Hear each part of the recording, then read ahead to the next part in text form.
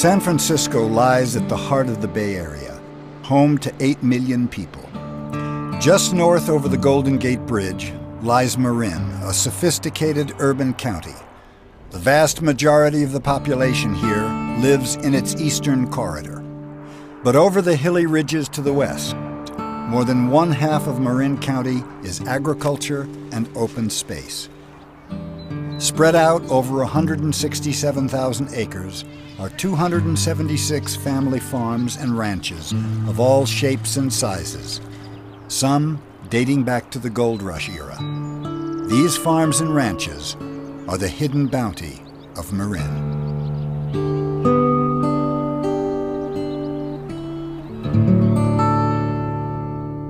Although West Marin is home to all kinds of farming, livestock makes up 80% of Marin's agricultural production. Ranchers take advantage of Marin's lush coastal grasslands as a feed source for their livestock. Bill Jensen is a fourth-generation sheep and cattle rancher from Tamales. We like to think that this is a good product out here because it's basically all raised on native grasses. It's not fed anything. There's no hormones that go into these animals whatsoever. It's about as raw and basic a product as you can get. It hasn't ever changed. We're not doing anything to these animals now. It wasn't done 100 years ago. For ranchers like Bill, keeping their pastures well managed and productive is a top priority. We're looking at it from a farmer standpoint. So grass is the crop that we're trying to produce. What you're looking for is the nicest, cleanest field that you can look at. You don't want any thistles out there. You don't want invasive species, invasive weeds that are just not good for your animals or not good for your pasture. Bill is what you call a conventional farmer, but traditional is probably a better description. The conventional label often refers to the marketing side of an operation rather than the farming practice. Most of Marin's agricultural production is dairy, beef, and sheep, and is marketed conventionally. It's not rocket science, I'll put it that way. It's pretty basic marketing of a product. It's not like we're going to a farmer's market where we're taking that product and we're marketing to individuals. We're marketing 1,000, 2,000 lambs at one time into a whole market like that. Consequently, we're probably not harvesting every penny that we could out of our product. If you were able to market it more intensively, you would probably come out with more dollars. Conventional ranchers like Bill are subjected to the ups and downs of national livestock prices. These pressures are nudging more family operations towards the opportunities of alternative markets. But now I understand the niche markets are becoming pretty trendy and a big part of the landscape, especially here in Marin County. And that's kind of going to be the way of the future, it looks like. And we're starting to hear more and more from consumers that that's the product that they want. It's just a good way to farm, I think. I've had the good fortune of being able to, still be able to, farm this land, but it's a lifestyle. It's not a fortune. It's just the freedom of going out and doing your own work and kind of being a little bit free. I guess that's the bonus of the whole deal. Hey, Buzzy! Ranchers work hard, 365 days a year to bring us fresh food. These farmers respond to cycles of nature and the needs of their flocks and herds. Liz Cunningham was born and raised on the family farm. Her grandfather ran a small dairy and a diversified ranch that is tucked into the sloping grasslands just north of the Tamales hamlet. This farm's been in my family for 90 years. My grandfather bought it in 1916, and he had 6 daughters and 1 son, which was my dad. Liz left the farm to raise a family, working as a milker at nearby St. Anthony's Dairy. But the call to farm drew her back to her roots a few years ago, this time with a renewed vision. The way that we operate is we want to keep the animals comfortable in a healthy environment. So working it out so that we can have them outside with the pigs being able to farrow on pasture, giving them little huts out in the pasture, and the chickens can run free. It's a lot of extra work. It's like the old-fashioned way they did things. We've been, kind of gone back to my grandfather's way. Liz's husband, Dan Bagley, provides engineering skills to this innovative operation. When I build these huts, I put cables on them, I drag them with our tractor, and I move them so they fertilize the fields. The chickens will follow the cows, and the pigs around, they'll actually pick the other insects and things out of the dung and spread it out for us, and chicken poop is great fertilizer. It's pretty cool. Everyone's impressed when they come out and see our mobile huts. This is a small farm that maximizes its natural resources and operates on the simplest principles of letting the livestock live natural lives. And keep it really humane for our animals. It's worked out well. People really like what they see when they come, and they're really happy to purchase our products. And it's a lot of fun. And we learn a lot from our customers. They're very, very educated these days. People know a lot about their food. This is the kind of personal relationship that people used to have with their food and the farmers who grow it. Knowing the farmer is perhaps the most authentic kind of certification we can have as a community. Hello, sweet pea. Good girl. Come visit your farmers out here in this area and support them. It's hard to keep a farm going in California because it's expensive to make it work, and we want to keep our small farms alive. We want to have this beautiful countryside to drive through and to visit.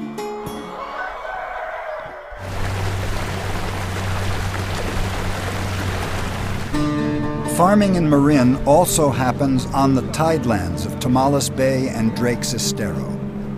Oysters have been farmed here since 1875. The industry ranks third in Marin production value, behind dairy and livestock.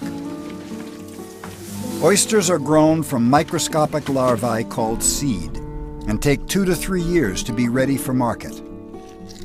John Finger of Hog Island Oyster Company is one of the new entrepreneurs farming oysters in Tomales Bay. I've been working on this bay since 1980, actually. I started Hog Island. I think we got our first leases the end of 1982 and planted our first oysters in 1983. Farming oysters is different in many ways from the fruits and vegetable farms that most of us are familiar with. No inputs or fertilizers are used in the process. The daily ebb and flow of the tides bathe the oysters with nutrients. And the oysters are primary grazers. That's why they're so wonderful and good for you and all those good things. They're very low in the food chain, and the food is brought to them. So again, that's what makes this place so good, is it's got a great profile of all those things. The signature of the bay is like the terroir of the wine. Just really doing the right things above and beyond that, and that's what we do, is really making sure the oysters are healthy and they don't get crowded, and as they move through the life cycles, we know what parts of the bay are best for what types of oysters and what life stages, and that's what we do that probably makes our oysters as good as they can possibly be from this place. Having a bay this clean to grow oysters, it makes a statement. However, it's not that way all year round here. In the wintertime, our water quality suffers due to runoff from the land. Really what it comes down to is the bay's health is linked to the watershed health. So, we're all working together to try to make our streams healthier. And it's good all around, not just for the oysters, but for salmon and steelhead and a lot of reasons we need to have healthy streams. I'm on the Tomales Bay Watershed Council. And I go to Resource Conservation District meetings. I've been to Dairy Waste Committee meetings over the years, and I think I've won the respect of a lot of people over that time. I sell right at the farm. We have a booming retail business there. We have a restaurant in the Ferry Building in San Francisco. If I was going to say one thing to consumers, that if they do value agriculture and local agriculture, they really need to put their money where their mouth is and support it. I mean, this is not an easy business to survive anywhere. I mean, I've been at this, we've owned this company for 24 years, and there are always new challenges. There are different conditions out here, and you're dealing with Mother Nature, and it's never going to be easy to grow oysters. I know that. I knew that getting into it, and 24 years later, I'm still saying the same thing. So, the support of knowing that we can sell our product at a good price locally and fairly easily is huge in terms of survivorship of agriculture, and especially in this county. Let's go. Come on. Oh, that's a good dog. Just a few miles into the Tomales Bay watershed, you'll discover the Gale Ranch. Sally Gale and her husband Mike inherited Chileno Valley Ranch in 1993. New farmers like the Gales are essential to the agricultural diversification happening in West Marin. For, generations, in my family, 5 generations actually, we've been, I think, taking pretty good care of this place. The economic success and long-term survival of the family farm depends on the health and condition of the grasslands and waterways of West Marin. If you don't have local agriculture, you lose a community that has been going on for 150 years. Mike raises grass-fed beef on the family's 600 acres of coastal pasture. We have a direct marketing program that provides beef by the quarter, the half, or whole animal to a large number of individual families all over the Bay Area. Mike and Sally are diversifying their products and services in an effort to save the family farm. Other Marin farmers are also on the forefront of this trend. Using fresh milk from Lucy, the family cow, Sally is experimenting with cheese making. Mike has planted heirloom apples to sell from the farm and at local markets. Many of the families who live out here have been here for a long time. They've been here since the mid-1800s. The culture that has grown up here is alive and well and will continue, but it won't continue without the support of consumers. We're very appreciative of those local customers who support us and support family farms. Without our customers, we can't survive. No other kind of Marin agriculture has been more successful than our bountiful and productive dairy farms. Dairy is the heart of our past and present agricultural production, with an annual value of $36 million. There are 28 family dairies here, averaging 300 cows on approximately 600 acres. Some of the most productive dairies lie within the Tomales Bay watershed. One of these is the Strauss Family Dairy and Creamery. Anyway, these packages look good. They look straight. Albert Strauss is carrying on the family tradition begun by his parents. In 1980, Albert's mother, Ellen, and Phyllis Faber, a botanist and environmentalist activist, co-founded the Marin Agricultural Land Trust, the nation's oldest and most successful organization dedicated to the preservation of the family farm. Malt enabled us to inherit the farm from my parents, and it was kind of the seed money to enable me to transition to organic and start the creamery. I came back to the farm after college and worked on making this a viable operation. It took me 3.5 years to put the whole plan together in the business. We were able in February of 1994 to become the first certified organic dairy and creamery west of the Mississippi River. Marin's farms and ranches could not succeed without the skill and dedication of its on-farm employees. Robert Vallejo is the dairy manager and has worked alongside Albert from the beginning. Robert has been with us for 20 years now. I feel very fortunate that he's with us. When we started the first year, I thought we going kind of crazy, because we were the first ones. We didn't have any help from nobody. I cannot even ask somebody how to treat him back then, because looks like nobody knew. My dad and I, we used to have a dairy in Mexico, and I've been around cows since I was a little kid. Robert is now an expert organic dairy operator. He's also enthusiastic about organic food. So, and doing the right thing for people, whoever eats organic meat or drink organic milk or yogurt or whatever is organic, I know it's going to be good for them. I have always tried to do something that's environmentally sensitive, that's proactive, that's sustainable as a business and as a person. I wanted the products that we made at the creamery to reflect the same philosophy that we have here of sustainability, high quality, and an organic product that truly was what organic meant. Every other day, trucks arrive at Cowgirl Creamery and Point Reyes Station, delivering fresh organic milk for their award-winning cheeses.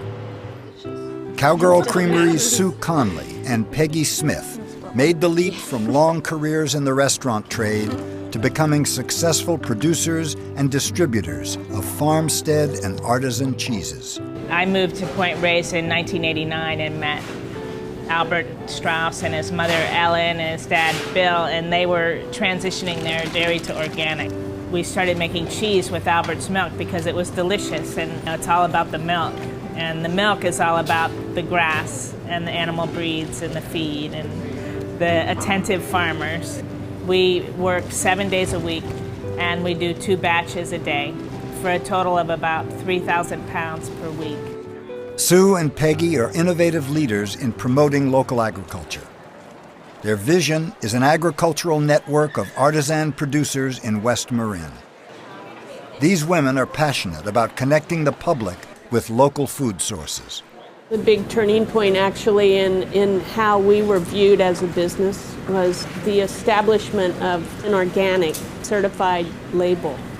And the county did that. And the county did that, which was the first in the nation, which is amazing. And it gave credibility to what we were doing, and just lots of other people that had put so much time and energy into their farms. One of the things that really inspired us to make cheese was Ellen Strauss. She said, unless we have a marketing component to our agricultural community, we cannot survive.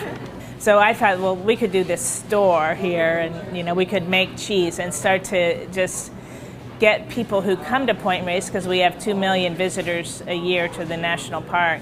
If they could see that, cheese is being made, their cows are on the hill, that it would really at least get that marketing program started. We have lots of farms in the National Seashore area that we want to make sure that those stay, and how important that is for this community to thrive. Just north of Cowgirl Creamery is the Robert Giacomini Dairy,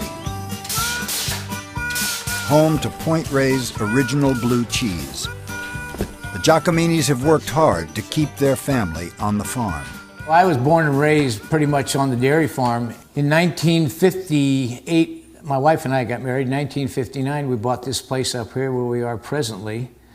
And so we've been here some 49 years now, and so 49 years and 4 daughters later, here we sit.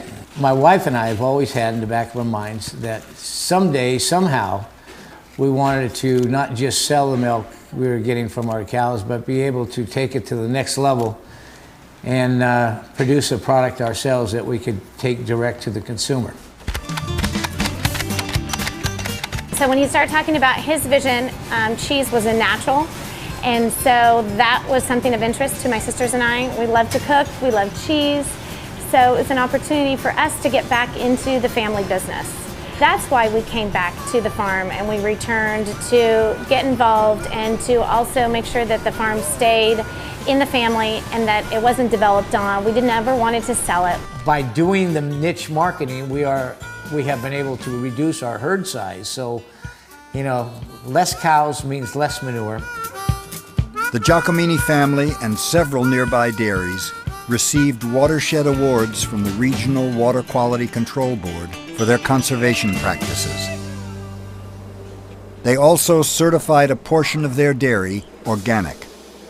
Most of the dairy operations here in California, they're producing milk and shipping it off to an outside processor. We have an advantage here in that we don't have any trucking costs. Our milk's piped directly from our cows into our cheese plant.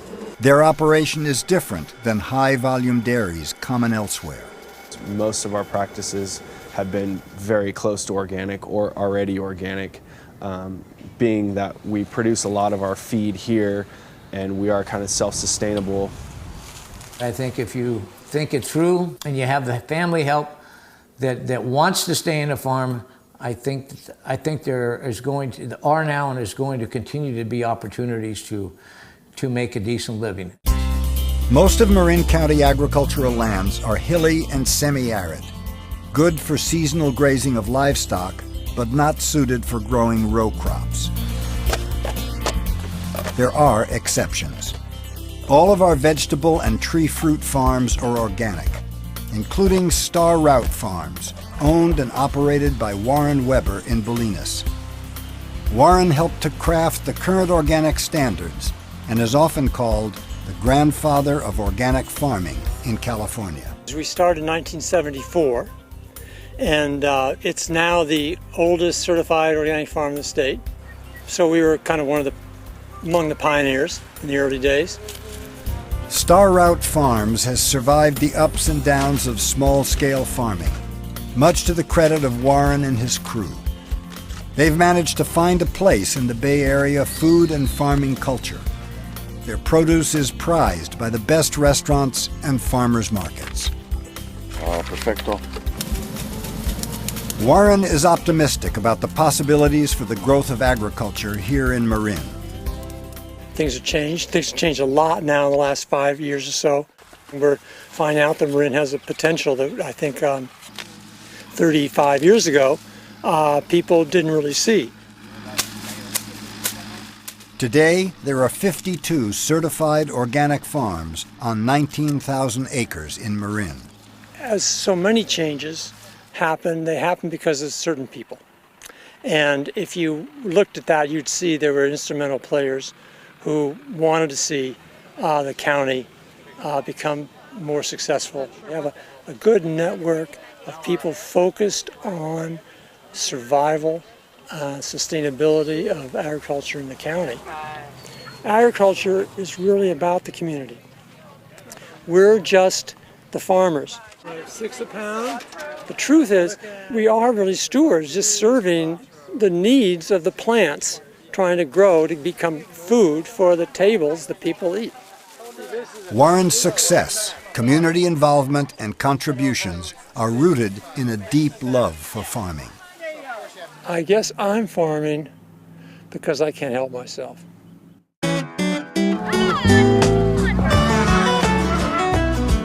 The historic H Ranch in the Point Reyes National Seashore is home to a herd of cattle and the Evans family.